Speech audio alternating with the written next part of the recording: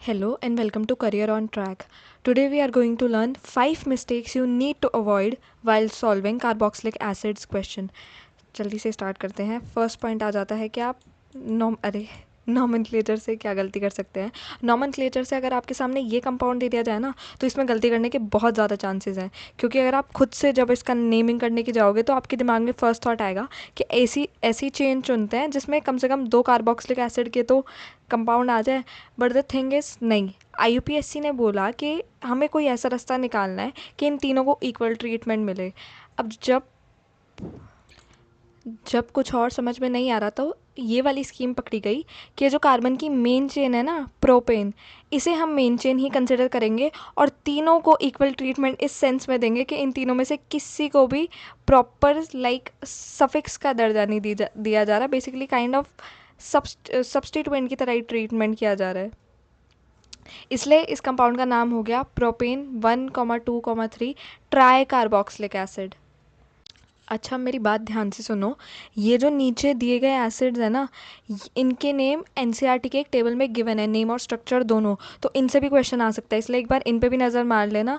मैंने यहाँ पे इसलिए लिखे हैं क्योंकि NCERT की टेबल यूजुअली पढ़ते नहीं है बच्चे, तो यहाँ पे ज़रूर नोटिस कर लेना इनको, इनके स्ट्रक्चर्स एक बार देख लो, ठीक है. और अगर किसी को लग रहा है कि यहाँ पे कार्बोक्सिलिक एसिड में उसकी नंबरिंग मेंशन क्यों नहीं करी गई, देखो कार्बोक्सिलिक एसिड यहाँ पे एंड्स पे है और वो ऑब्वियस है क्योंकि कार्बोक्सिलिक एसिड में इन टोटल कार्बन के 3 बॉन्ड्स तो ऑक्सीजन से ही जुड़े हुए होते हैं, ठीक है. तो वो चेन के एंड में ही प्रेजेंट होगा, यही सेंस बनाता है. इसलिए यहाँ पे पोजीशन मेंशन करने की एज सच ज़रूरत नहीं है. तो अब और वैसे भी ये कॉमन नेमिंग में, हाँ मैं भूल गई थी, ये कॉमन नेमिंग में इन एसिड्स के नाम है, इसलिए याद रख लेना, हेल्प ही करेगा. स्पेसिफिकली तो ऑक्सैलिक एसिड और एडिपिक एसिड, इनका नेम याद रखना. बाकी आगे बढ़ते हैं. प्रिपरेशन से क्या क्या क्वेश्चन आ सकते हैं. प्रिपरेशन कार्बोक्सिलिक एसिड की बहुत ही ज़्यादा मेथड्स से हो सकती है, बट कुछ कुछ टॉपिक्स फेवरेट होते हैं एग्जामिनर के. जैसे अल्कोहल से कैसे प्रिपेयर कर सकते हो आप कार्बोक्सिलिक एसिड. अल्कोहल को ऑक्सीडाइज करने के लिए, अब ये याद रखना, अल्कोहल को ऑक्सीडाइज करोगे तो वो जाती अल्डिहाइड में है, और फिर अल्डिहाइड से ऑक्सीडाइज करोगे तो फिर कार्बोक्सिलिक एसिड बनती है. पर क्या हर बार अल्कोहल को पहले अल्डिहाइड में कन्वर्ट फिर जाके कार्बोक्सिलिक एसिड में कन्वर्ट ऐसा ज़रूरी है? द आंसर इज़ नो, ऐसा ज़रूरी नहीं है. अगर तुम एक स्ट्रॉन्ग ऑक्सीडाइजिंग एजेंट लोगे, वो अल्कोहल से डायरेक्ट कार्बोक्सिलिक एसिड में कन्वर्ट कर सकता है. ये स्ट्रॉन्ग ऑक्सीडाइजिंग एजेंट क्या हो सकते हैं? एक तो हो सकता है अल्कलाइन KMnO4, पोटेशियम पर magnet, in the presence of H+ का मीडियम भी बहुत ज़रूरी है, ठीक है. देखो KMnO4 तो वैसे ही बहुत स्ट्रॉन्ग ऑक्सीडाइजिंग एजेंट होता है क्योंकि यहाँ पे मैंगनीज की जो ऑक्सीडेशन स्टेट है वो +7 है, ठीक है. तो पोटेशियम पर मैग्नेट तो हो गया. अब इसके साथ साथ एक याद रखो K2Cr2O7, क्या कहते हैं, डाइक्रोमेट, पोटेशियम डाइक्रोमेट, हाँ यही होता है. यहाँ पे क्रोमियम की ऑक्सीडेशन स्टेट +6 होती है, तो ये भी in the presence of H+ बहुत ही स्ट्रॉन्ग ऑक्सीडाइजिंग एजेंट है, ठीक है. अब अल्कलाइन KMnO4 देख लिया, K2Cr2O7 देख लिया. अब आ जाते हैं इस पे. किसी को लग रहा होगा कि अल्कोहल को जब CrO3 से ट्रीट करते हैं तो वो अल्डिहाइड में कन्वर्ट होता है ना. द आंसर इज़ येस, वो अल्डिहाइड में कन्वर्ट होता है, बट यहाँ पे CrO3 अकेला नहीं है, उसको आपने H2SO4 के साथ डाला है, ठीक है. बहुत स्ट्रॉन्ग एसिड होती है H2SO4. सो बेसिकली इस रिएजेंट का एक नाम भी है जोन्स रिएजेंट, और ये भी बहुत स्ट्रॉन्ग ऑक्सीडाइजिंग एजेंट होता है, इसलिए डायरेक्ट अल्कोहल को कार्बोक्सिलिक एसिड में कन्वर्ट कर दिया. आगे बढ़ते हुए, from alkyl benzenes. Alkyl benzene से कैसे बना सकते हो आप कार्बोक्सिलिक एसिड? देखो यहाँ पे आपको एक अल्काइन बेंजीन दे दिया, बेंजीन से डायरेक्टली अटैच है मिथाइल ग्रुप, ठीक है. इसको जब आप KMnO4 और KOH से ट्रीट करोगे, देखो KMnO4 स्ट्रॉन्ग ऑक्सीडाइजिंग एजेंट है in the presence of basic medium, KOH strong base है बेसिक मीडियम में, और हीट कर रहे हो आप, तो फिर हमें एक सॉल्ट मिल रहा है, कार्बोक्सिलिक एसिड सॉल्ट, ठीक है. और फिर जब इसे H+ का मीडियम प्रोवाइड कर रहे हो तो K हट जाता है और H आ जाता है. अब यहाँ पे एक बात बहुत ज़्यादा ज़रूरी वो याद रखना कि जब तक H+ का मीडियम प्रोवाइड नहीं किया था, मान लो अगर मैं रिएक्शन में सिर्फ ये रिएजेंट्स डालूँ, तो आप कार्बोक्सिलिक एसिड नहीं बनाओगे, आप कार्बोक्सिलिक एसिड का ये सॉल्ट बनाओगे, ठीक है.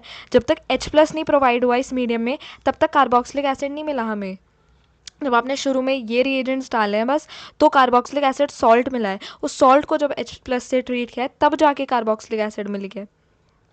एंड इस कार्बोक्सिलिक एसिड का नाम होता है बेंजोइक एसिड, क्योंकि ये कार्बन डायरेक्टली बेंजीन से अटैच है ना, सो बेंजोइक एसिड। अब बात आ जाती है कि कौन कौन से अल्काइल ग्रुप्स हम इस वे में ऑक्सीडाइज कर सकते हैं।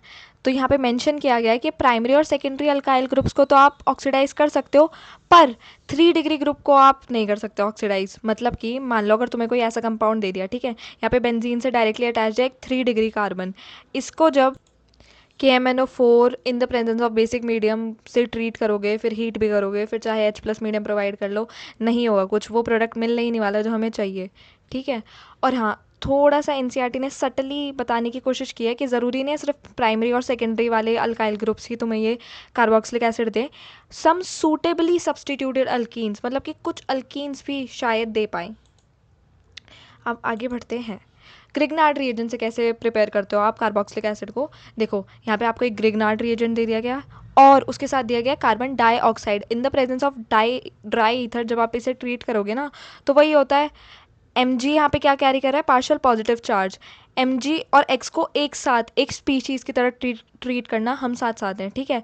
Mg पे तो पार्शियल पॉजिटिव चार्ज है, तो Mg जुड़ जाएगा इसके किसी एक ऑक्सीजन से, और यहाँ पे अल्काइल ग्रुप उस पर नेगेटिव चार्ज है, वो अटैक करेगा कार्बोकेटायन पे, इसलिए आपको एक ऐसा स्ट्रक्चर देखने को मिल रहा है।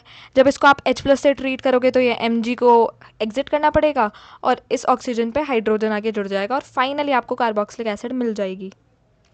अब आ जाते हैं नाइट्राइल्स, मतलब कि किसी कंपाउंड में जब साइनाइड प्रेजेंट है और वो चेन का ही पार्ट है, चेन में गिना जा रहा है उसका कार्बन, तो नाइट्राइल बोल देते हैं ना उसे। उससे हम कार्बोक्सिलिक एसिड कैसे बनाते हैं। मान लो आपको कोई नाइट्राइल दे दिया गया है, आप इसे जब H+ का मीडियम प्रोवाइड करोगे ना, तो ये देख लेना कंडीशन क्या है। अगर H+ या फिर H+ प्रोवाइड कर रहे हो या फिर H2O से ट्रीट कर रहे हो, तो अगर लिखा हुआ है कि माइल्ड कंडीशन है, मतलब कि ऑक्सीडेशन हो रही होगी पर कम, तो आप अमाइड बनाओगे, ठीक है। लेकिन अगर आपको सीधा लिखा हुआ है कि H2 लिखा हुआ है या फिर H+ लिखा हुआ है और डायरेक्ट हीट लिखा हुआ है, तो मतलब कि हाँ, ये सीधा कार्बोक्सिलिक एसिड पे पहुंच गया। अगर स्पेसिफिकली मेंशन है ना कि नहीं माइल्ड कंडीशन ही है, मतलब कि नाइट्राइल से अमाइड बना है, सिंपल।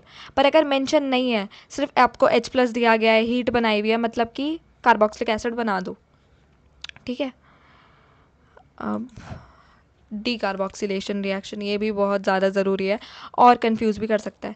देखो इसमें क्या होता है ना, आपको एक कार्बोक्सिलिक एसिड सॉल्ट गिवन है, ठीक है, उसको जब आप NaOH और कैल्शियम ऑक्साइड के साथ ट्रीट करते हो, और ये देखना, ये बहुत ही ज़रूरी बात आ जाती है कि इनका एक दूसरे से रेशो क्या होगा।